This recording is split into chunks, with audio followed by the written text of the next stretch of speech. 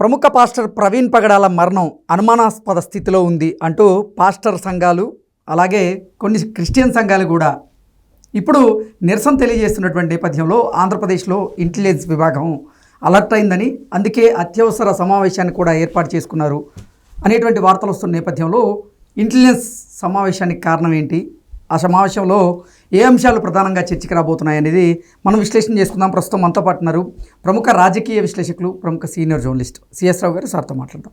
Sir నమస్తే. Sir, Praveen పగడాల గారి మరణం వెనుక పలు అనుమానాలు ఉన్నాయి అంటూ కొన్ని అనుమానాలను వ్యక్తం చేస్తున్నారు కొంతమంది పాస్టర్లు అలాగే క్రిస్టియన్ సంఘ ప్రతినిధులు. ఈ నేపథ్యంలోనే ఇప్పుడు ఆంధ్రప్రదేశ్ ఇంటెలిజెన్స్ విభాగం అయితే అత్యవసర సమావేశాన్ని ఏర్పాటు చేసింది.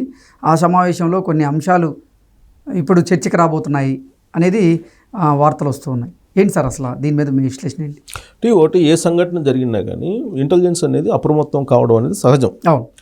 అయితే ఇప్పుడు ప్రవీణ్ పాస్టర్ చనిపోయిన తర్వాత జరుగుతున్నటువంటి పరిణామాలు, రకరకాలుగా సోషల్ మీడియా వేదిక చేసుకొని అనేక మంది చేస్తున్నటువంటి వ్యాఖ్యలు, వీటన్నిటి దృష్ట్యా కొంత భావోద్వేగమైనటువంటి వాతావరణం కనిపిస్తుంది. దాన్ని క్రియేట్ చేస్తున్నటువంటి తెర వెనుక కొంతమంది ఉన్నారు అనేటువంటి అనుమానం కూడా ఉంది. దాంతో ఇంటెలిజెన్స్ సహజంగానే మరింత అప్రమత్తం అవుతుంది. అందుకే అత్యవసరంగా మీటింగ్ పెట్టుకొని అలర్ట్ ప్రకటించింది.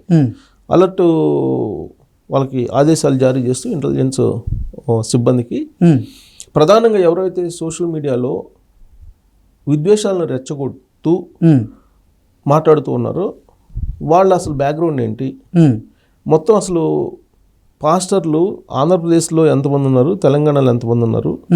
ఇప్పుడు తెలంగాణలో యాక్చువల్గా ప్రవీణ్ పాస్టరు నివాసం ఉంటుంది. ఆయన అనుబంధం కూడా తెలంగాణతోటే ఎక్కువ, హైదరాబాద్ తోటే ఉందని ఆయనే చెప్పాడు బతికున్న రోజుల్లో. అవును, ఆయన బిజినెస్ కూడా మొత్తం బిజినెస్ చేయడం ఉంది, మొత్తం అనుబంధం ఇక్కడే ఉంది. ఆంధ్రప్రదేశ్ తోటి అప్పుడప్పుడు ఇల్లు వస్తుంటారు. ఈ మధ్యనే రాజమండ్రిలో ఏదో అక్కడ ఒక చర్చి కట్టించాలని చెప్పి ప్లాన్ చేసి స్థలాలు కూడా కొన్నారు. అంటే ఆయన కడప జిల్లా ప్రొద్దుటూరు అయినప్పటికీ కూడా ఆయనకు అనుబంధం ఎక్కువగా హైదరాబాద్ తోటి ఉంది, రాజమండ్రి తోటి లేదు. ఈ మధ్యకాలంలో ఏర్పడినటువంటి అనుబంధం తప్ప అక్కడక్కడ ఎవరైనా పిలిస్తే గెస్ట్గా పోయేసి ఆయన మాట్లాడడం తప్పితే, సువార్త వినిపించడం తప్పితే ఆయనకంటూ ఆంధ్రప్రదేశ్తో ఎలాంటి సంబంధం లేదు ప్రత్యక్షంగా. ఆయన చెప్పిన మాటల ప్రకారం బతికున్న రోజుల్లో ఆయన వీడియోలు చూస్తే. అయితే ఇప్పుడు యాజిటేషన్ జరుగుతుంది, లేదంటే ఆందోళన జరుగుతుంది ఎక్కడ, ఆంధ్రప్రదేశ్లో. దానికి బీజం వేసింది ఎవరు? హర్ష్ కుమారు, కేఏ పాలు, తర్వాత కొంతమంది పాస్టర్స్ ఉన్నారు. కొంతమంది వాళ్ళు పాస్టర్స్ కాదని చెప్పేసి కొంతమంది వాడలో ఉండే పాస్టర్స్ అంటున్నారు. పాస్టర్లు అని చెప్పుకొని తిరుగుతున్నారు, వాళ్ళు పాస్టర్లు కాదని చెప్పి అంటున్నారు. ఒక 5-6 ఉన్నారు. సో వీళ్ళేంటి, అది హత్యే అని చెప్పి అంటున్నారు. దానికి ఆధారం చూపించాలి కదా హత్య అన్నప్పుడు. సరే, ఎవరైనా కానీ పాస్టర్ అజయ్ బాబు అన్ని, లేదా కేఏపాల్ అన్ని, లేకపోతే ఇంకొకళ్ళని అది హత్యే అని చెప్పి అన్నప్పుడు ఇంకొక అతను కూడా ఎవరో నేను చూశాను వీడియోలో, ఇంకొక అతను ఎవరో కూడా ఉన్నారు. సో ఆయన కూడా అది హత్య ముమ్మాటికి అని చెప్పి చెబుతున్నారు. ఈవెన్ సీసీ ఫుటేజ్లు బయటకు వచ్చిన తర్వాత కూడా అఫీషియల్గా సీసీ ఫుటేజ్ రిలీజ్ చేయలేదు. బట్ అవి మీడియాకు రావడం అనేది ఈ కేసులో కానీ ఏ కేసులో కూడా మీడియాకి తనకున్నటువంటి సోర్స్ ద్వారా ఈ సీసీ ఫుటేజ్ని టెలికాస్ట్ చేస్తూ ఉంటారు, ప్రదర్శిస్తూ ఉంటారు, ప్రజల మధ్యకి తీసుకెళ్తూ ఉంటారు. ఇది ఒక ప్రవీణ్ పాస్టర్ కేసులోనే కాదు, ఏ కేసు తీసుకున్నా, ఏ మర్డర్ కేసు తీసుకున్నా, లేదంటే ఏ సంఘటన జరిగినా, లేదంటే ఏ అనుమానాస్పద స్థితిలో మరణించినా ఈ విజువల్స్ అనేది పోలీసులు విడుదల చేయకముందు అఫీషియల్గా బయటకు రావడం అనేది సహజం. అది మీడియాకు ఉన్నటువంటి సోర్సు, ఆ సోర్స్ని బట్టి అవి వస్తూ ఉంటాయి. దాన్ని బేస్ చేసుకుంటే కనుక అది ప్యూర్గా రోడ్డు ప్రమాదం, దాంట్లో ఎలాంటి సందేహం లేదు. ఎందుకంటే హైదరాబాద్ నుంచి ఆయన ప్రమాదం జరిగిన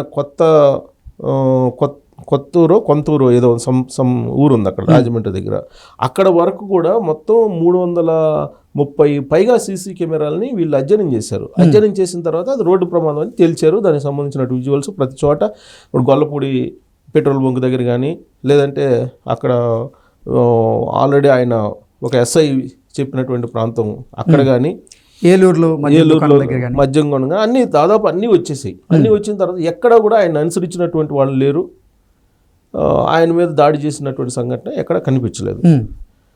ఆయన పైగా ఆ మోటార్ బైక్ నడుపుతూ ఆ మోటార్ బైక్ని బ్యాలెన్స్ చేయలేనటువంటి స్థితిలో ఉన్నాడంటే మైకంలో ఉన్నాడు. ఏ మైకంలో ఉన్నాడు అనేది పోలీసులు తేల్చాలి, ఫోరెన్సిక్ ల్యాబ్ తెలుస్తుంది. అంతే కదా, మైకం అది మద్యం మైకమా లేకపోతే ఆయన బతికున్న రోజుల్లో చెప్పారు కదా నాకు డ్రగ్స్ అలవాటు ఉందని, ఇంకా ఏదో చెప్పారు ఆయన. సో మరి దానికి సంబంధించినటువంటి మైకమా ఏంటి అనేది పోలీసులు ఫోరెన్సిక్ ల్యాబ్ వచ్చిన తర్వాత, ఫోరెన్సిక్ రిపోర్ట్ వచ్చిన తర్వాత అనౌన్స్ చేస్తారు అఫీషియల్గా. ఈ లోపుగానే దీన్ని మర్డర్ అని చెప్పి, హత్య అని చెప్పి, ఇదేదో క్రిస్టియన్ మతం మీద జరిగినటువంటి సంఘటన అని చెప్పి దాన్ని దాడులని మతం రంగు పొలవడం అనేది అత్యంత మనం అభ్యంతరం పెట్టాల్సినటువంటి అంశం. అందుకే నాకు తెలిసినంత వరకు ఇంటెలిజెన్స్ దీన్ని ఆదిలోనే అదుపు చేయాలనేటువంటి ఉద్దేశంతో అప్రమత్తం అయిపోయింది. అప్రమత్తం అయ్యి ఏం చేస్తుంది, ఏం చేయాలని ఆదేశాలు జారీ చేసింది అని అంటే, యాక్చువల్గా ఫండింగ్ అనేది ఇతర దేశాల నుంచి వస్తుంది వీళ్ళకి, క్రిస్టియన్ ఫండ్స్. ఓకే, దాన్ని బేస్ చేసుకొని చాలామంది దాన్ని వ్యాపారం రూపంలోనే చేస్తూ ఉంటారు. కొంతమంది మాత్రమే, పాస్టర్ ప్రవీణ్ లాంటి వాళ్ళు మాత్రమే దాన్ని ఒక స్వచ్ఛందంగా చేస్తూ ఉంటారు, ఒక సేవలాగా చేస్తూ ఉంటారు. ఆయన గురించి చెప్పేవాళ్ళంతా అదే చెప్తున్నారు. ఆయన ఒక వ్యాపార సామ్రాజ్యాన్ని ఏర్పాటు చేశారు. దాదాపు 3 ఐటీ కంపెనీలు ఉన్నాయి. ఆ కంపెనీలు వచ్చేటువంటి ఆదాయంతో మిగతా వాళ్ళకి సహాయం చేస్తూ ఉంటారు. ఇవన్నీ చెప్తున్నారు ఆయన గురించి. ఆయన జీవితం గురించి ఎవరు ఎక్కడ కూడా నెగిటివ్ షేడ్లో ఎక్కడ కూడా లేదు. ఆయన బతికున్న రోజుల్లో ఆయన క్రీస్తు పరివర్తన చెందించడానికి ముందు ఆయన చేసినటువంటి కార్యక్రమాలు ఆయన చెప్పింది తప్పితే, క్రీస్తు పరివర్తన చేసిన తర్వాత అతను మారినటువంటి పద్ధతి అవన్నీ, ఆ తర్వాత ఎలా ఎదిగాడు, వీటన్నిటి మీద ఎవరు అభ్యంతరం పెట్టడం లేదు, ఎవరు దాన్ని తీసేయట్లేదు, నెగిటివ్ కోణం నుంచి చెప్పట్లేదు. అతను పర్ఫెక్ట్ మ్యాన్.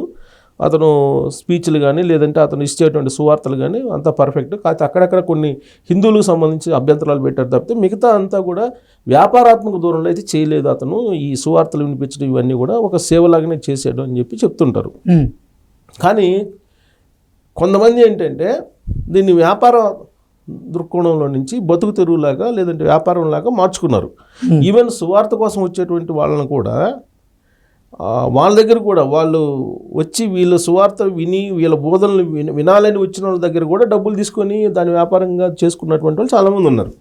అలాగే విదేశీ నుంచి ఫండ్స్ తీసుకొచ్చుకున్నటువంటి వాళ్ళు ఉన్నారు కొంతమంది. సో వీళ్ళు మేజర్గా ఎవరెవరు ఉన్నారు అనే దాని మీద ప్రభుత్వం దగ్గర, కేంద్ర ప్రభుత్వం దగ్గర ఒక రికార్డు ఉంటుంది. ఈ రికార్డు మొత్తం పరిశీలిస్తున్నారు.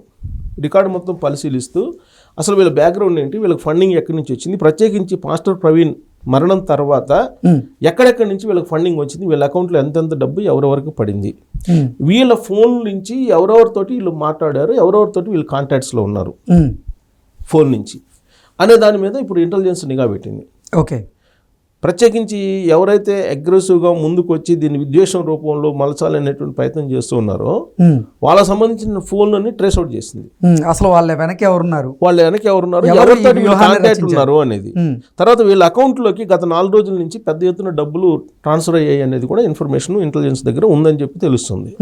సో వాళ్ళ అకౌంట్లకి ఎంతెంత డబ్బులు వచ్చాయి, ఎవరెవరి దగ్గర నుంచి వచ్చాయి ఈ ఫండింగ్ను తీసుకొని సోషల్ మీడియాకి, కొంతమంది సోషల్ మీడియా వాళ్ళు కూడా దాని మీద రకరకాలుగా ప్రొజెక్ట్ చేస్తున్నారు.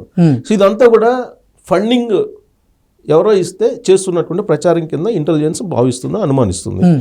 ఆ కోణం నుంచి ఇంటెలిజెన్స్ మొత్తం అకౌంట్స్ని, అలాగే సోషల్ మీడియా అకౌంట్స్ని, సోషల్ మీడియా యాక్టివిస్టులు మొత్తాన్ని ఐడెంటిఫై చేస్తుంది ఫస్ట్. ఆ తర్వాత వీళ్ళు విదేశాల నుంచి ఎంతెంత డబ్బు ఏ దేశం నుంచి వచ్చింది, లేదా లోకల్గా ఎవరైనా ఫండింగ్ చేస్తారా వీళ్ళకి. ఇప్పుడు ఈ ఇన్సిడెంట్ని ఫ్లేవర్ చేయడానికి ఎవరెవరితోటి వీళ్ళు కాంటాక్ట్లో ఉన్నారు. దీని అంతటి మీద ఇప్పుడు ఆంధ్రప్రదేశ్ ఇంటెలిజెన్స్ నిఘా పెట్టింది. కారణం ఏంటంటే పాస్టర్ ప్రవీణ్ కుటుంబీకులు సైలెంట్గా ఉన్నారు. వాళ్ళు అసలు ఏమీ మాట్లాడట్లా. ఆ కుటుంబంతో సంబంధం లేనటువంటి వాళ్ళు మా పాస్టరు, మా ప్రవీణ్ అనేటువంటి యాంగిల్లో దాన్ని మతం కోణం నుంచి తీసుకెళ్తున్నటువంటి వాళ్ళు కొంతమంది డ్రైవ్ చేస్తున్నారు. ఆ డ్రైవ్ చేసేటువంటి దాన్ని చూసి అనుమానిస్తుంది ఇంటెలిజెన్స్. అందుకే వాళ్ళ అకౌంట్స్, వాళ్ళ ఫోన్ నెంబర్లు మొత్తం ట్రేస్ అవుట్ చేస్తుంది ఇంటెలిజెన్స్. ట్రేస్ అవుట్ చేసి త్వరలో రాబోయేటువంటి రోజుల్లో అసలు దీని వెనక ఎవరున్నారు, గూడుపుటాని ఎవరు, గూఢాచారులు ఎవరు, ఈ మత కోణం నుంచి విధ్వంసాలు రెస్పెట్టేదానికి ఎవరు ప్రయత్నం చేస్తారు, వీటన్నిటి మీద ట్రేస్ అవుట్ చేయడానికి ప్రయత్నం జరుగుతుంది. అందుకే ఇంటెలిజెన్స్ అత్యవసర సమావేశాన్ని ఏర్పాటు చేసుకుని అలర్ట్ని వాళ్ళు ఇంటర్నల్గా అలర్ట్ ప్రకటించుకొని ఈ ఫోన్లు ట్రేస్ అవుట్ చేస్తున్నారు. ఇప్పుడు అత్యాధునిక టెక్నాలజీ కూడా వచ్చింది కదా ఇప్పుడు. సో దీంతో ఫోన్ ట్రేస్ అవుట్ చేయడంతో పాటు వాళ్ళ బ్యాంక్ అకౌంట్స్లో ఈ 1 వీక్ నుంచి ఎంత అమౌంట్ పడింది, ఎవరి దగ్గర నుంచి పడింది, ఇవన్నీ కూడా త్వరలో బయటకు రాబోతున్నాయని చెప్పి మనకున్నటువంటి information. Okay sir, thank you so much. Thank you.